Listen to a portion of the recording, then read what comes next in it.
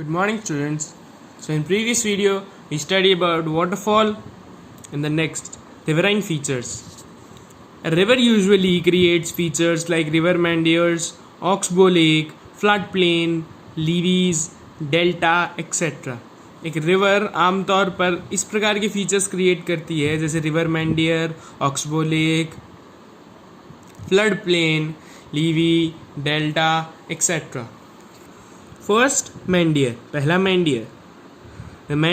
The meander is a bend in the course of the river. जो meander होता है वो रिवर के कोर्स में, मतलब जहाँ से रिवर बह रही है उसका रास्ता, उसमें एक बेंड को कहते हैं. ए लार्ज लूप और curve in the course of the flowing river is called a meander. एक फ्लोइंग रिवर के कोर्स में, फ्लोइंग रिवर के रास्ते में, फ्लोइंग रिवर के ट्रैक में एक लार्ज लूप या कर्व, उसे meander कहते हैं. Such meanders can form at places specially where hills begin to level down into plains. ऐसे meanders उन प्लेसेस पे फॉर्म होते हैं या उन जगह पाए जाते हैं स्पेशली जहाँ पर hills begin to level down into plains, जहाँ पर हिल्स प्लेन्स के अंदर लेवल डाउन होती जा रही है या प्लेन्स के बराबर आती जा रही है. या ये देखिए meander, इसमें इसका कर्व आ रहा है रिवर का, then again curve, then again curve, then again curve, फिर कर्व, फिर कर्व, फिर कर्व. तो इसी को हम क्या कहते हैं? meander. Oxbow lake.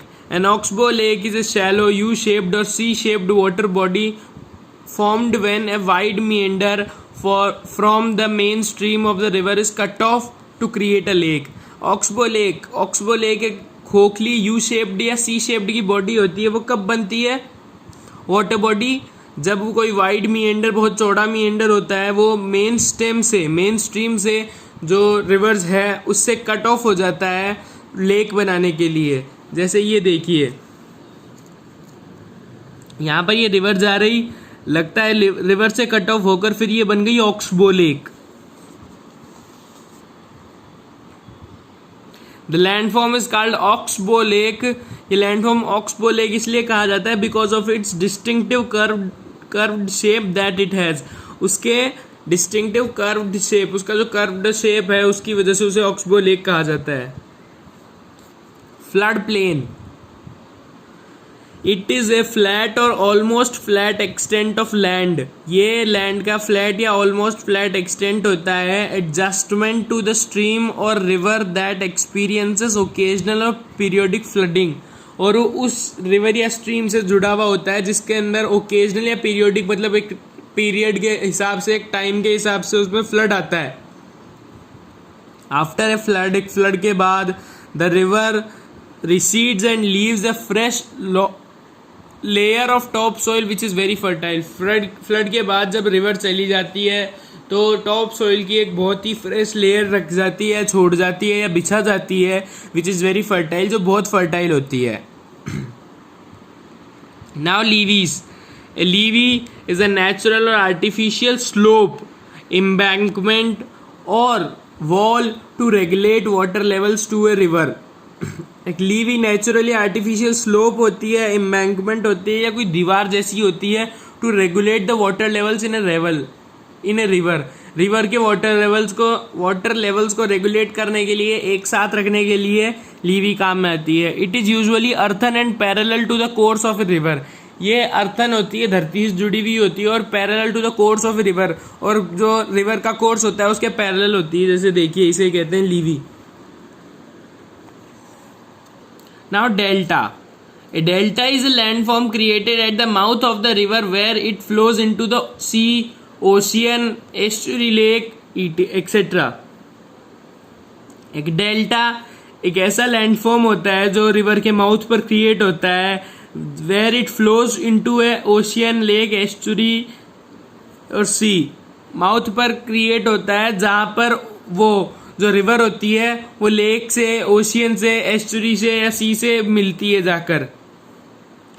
Deltas are usually formed at place where the slope of the river bed becomes too shallow before it enters the seashore and the flow loses speed.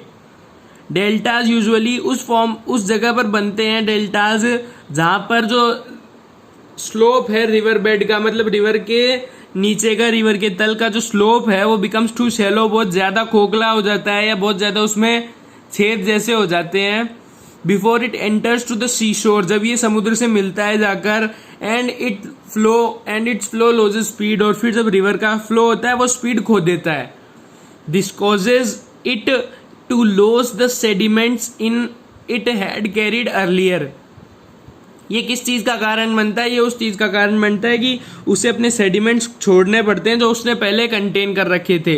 As river flows in the relatively flat area, जब river relatively flat area में flow होती है, it forms a number of distributaries और streams, तो फिर वो एक number of distributaries और स्ट्रीम्स मतलब अलग अलग दिशा में चली जाती है।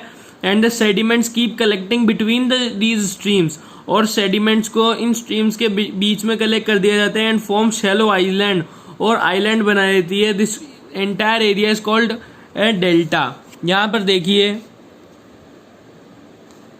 ये रिवर यहां से आ रही है तो ये अलग अलग स्ट्रीम में हो गई, और बीच में जो पार्ट्स है लैंड के इसे कहते हैं डेल्टा। ये सेडिमेंट्स और इस पूरे को कहते हैं डेल्टा। वर्ल्ड का सबसे बड़ा डेल्टा है सुंदरबन डेल्टा जो बांग्लादेश में है। Okay, thank you. Tomorrow we will study the land forms created by sea waves.